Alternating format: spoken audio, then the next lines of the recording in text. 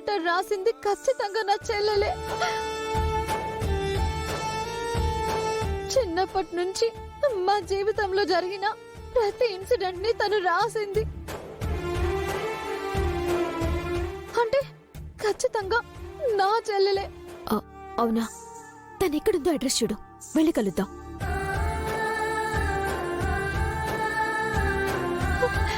Address లేదు, పెద్ద ప్రమాదంలో ఉన్నానని మాత్రమే రాసింది.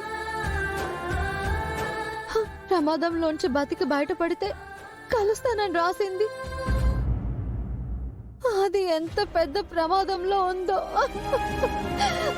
పూజ, తేజ,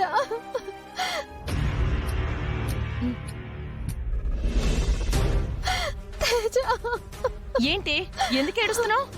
అత్తయ్య, నా చెల్లెలు లెటర్ రాసింది. అవునా? అవును, ఇదిగో.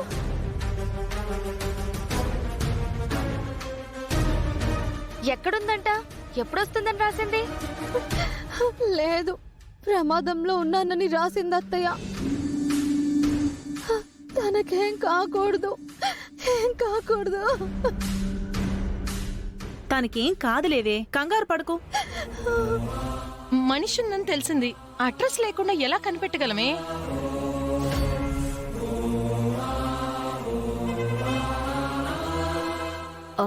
కనిపెట్టొచ్చత్తయ్య. కొరియర్ అడ్రస్ ఉంది కదా, అక్కడికి వెళ్ళి ఎంక్వైరీ చేస్తే ఎవరు కొరియర్ చేశారో తెలుస్తుంది.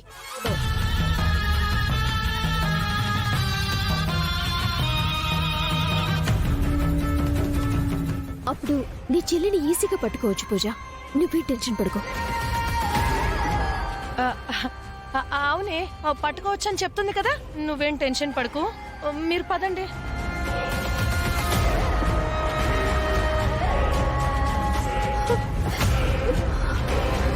ఏంటి?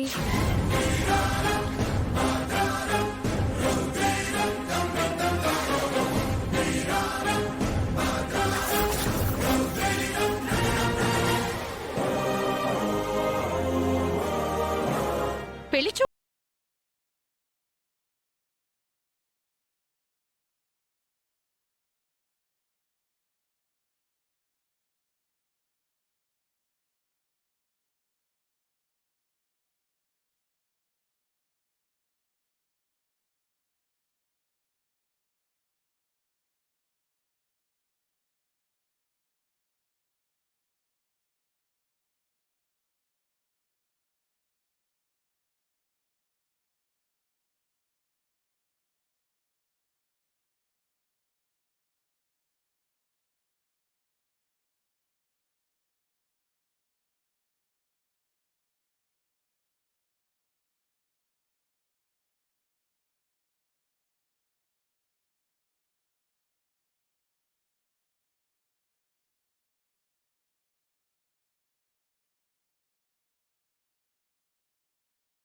నంబర్ 99.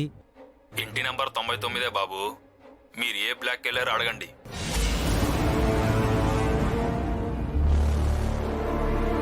మీరొచ్చింది ఈ బ్లాక్, E99. ఆ ఏబిసిడి బ్లాక్ల వల్ల మీరు కన్ఫ్యూజ్ అయి ఉంటారు.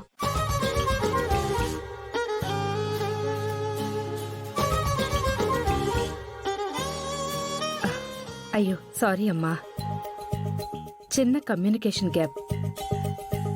మా అబ్బాయిని ఒకరింటికి పెళ్లి చూపులకని తీసుకొచ్చాం. పొరపాటున మీ ఇంటికి వచ్చేసాం. పర్వాలేదండి, పొరపాటుగా వచ్చినా మా పూజ అభిమానించే మీరు మా ఇంటికి రావటం మాకు ఆనందంగానే ఉంది. సారీ అమ్మా. అయ్యో మేడం, మీరలా అనొద్దు.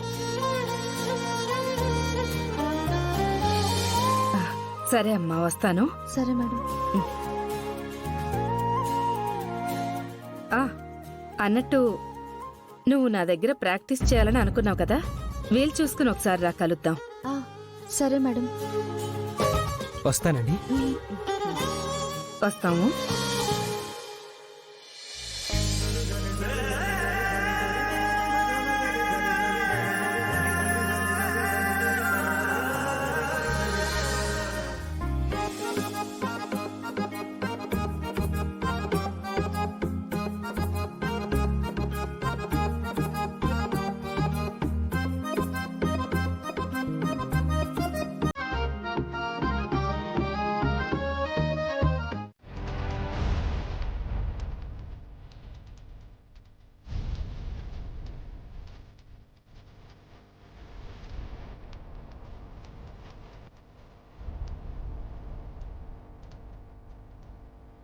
అమ్మా ఆ?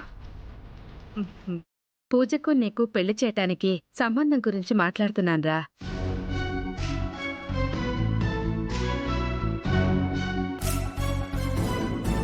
తన నిర్ణయం కోసమే వెయిటింగ్.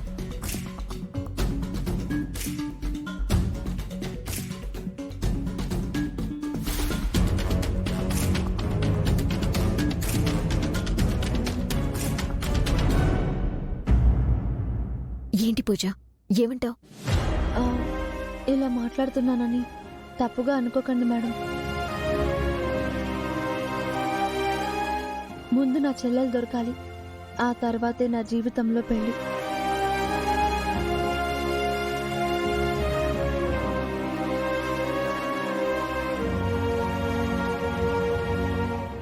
మీ చెల్లి దొరికితే మా వాణ్ణి చేసుకోవటం నీకు ఇష్టమేనా?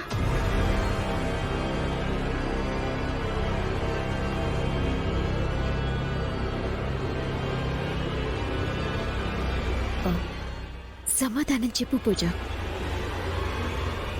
ఆ పెద్దవిడ తనంతటి తానొచ్చి నిన్ను వాళ్ళ ఇంటి కోడల్ని చేసుకుంటా అంటున్నారు. మనం ఏదో ఒక క్లారిటీ ఇవ్వాలి కదా.